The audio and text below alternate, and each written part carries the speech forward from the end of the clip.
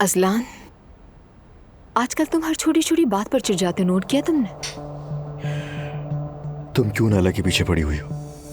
जो कुछ उसने किया उसके बाद मैं उसके पीछे पड़ी हूँ अज़लान। नायला का जो दिल चाहे मुझे कह दे और मैं चुपचाप सुनती रहूं। तुम और चुप रहो, ये मुमकिन ही नहीं है। बिल्कुल ठीक कहा, मैं चुप रहने वाली हूँ भी नहीं।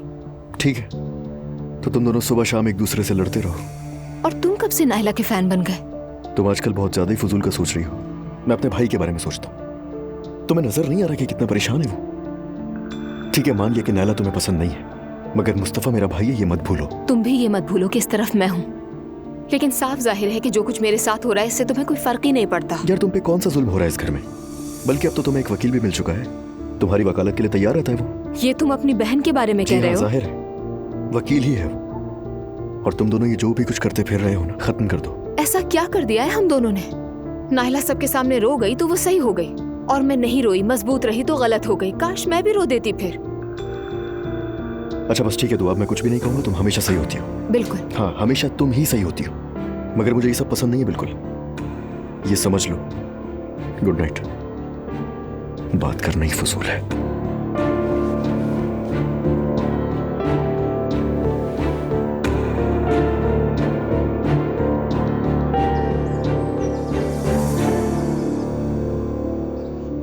कुछ बोझ सा महसूस हो रहा है। मैं थोड़ी चहलकदमी कर लूं अम्मी?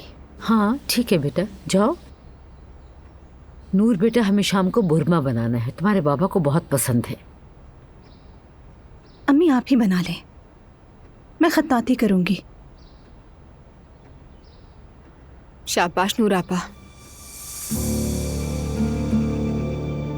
ऐसा क्या कर दिया इसने? वो काम कर रही हैं जो उन्हें पसंद है।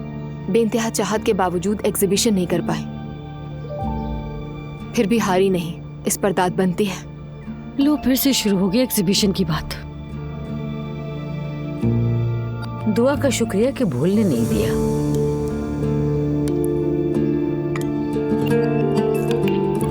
आपसे किसने कहा कि मैं भूल गई हूँ? मैं सिर्फ खामोश हो गई थी अम्मी, और मेरी खामोशी भी एक खास रद्द अमल था। मैं अपने दुख चुप रहकर बयान करने की कोशिश करती रही, लेकिन अब जहां आ पहुंची हूं तो यही कहूंगी कि किसी औरत को खामोश नहीं रहना चाहिए। दुरुस्त कहा, मैं मुत्तफिक हूं आपसे। ये घर तो अचानक वुमेन प्रोटेक्शन एनजीओ बन गया है।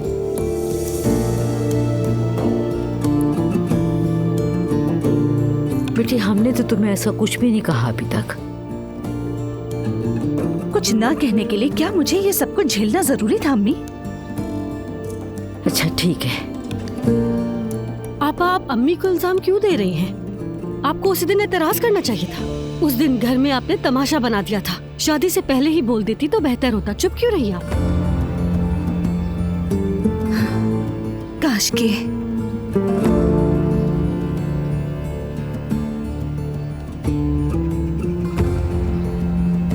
उसी वक्त मैं सारी बातें कह देती। कोई सोच भी नहीं सकता था कि ये सब होगा। एक दूसरे को इल्जाम मत दें। नूरापा, अब आप अपने घर में हैं, अपने तरीके से अपनी पसंद के मुताबिक जिंदगी गुजारें, और बस। यही सुनना रह गया था दुआ के मुंह से। आज ये बात भी हो गई।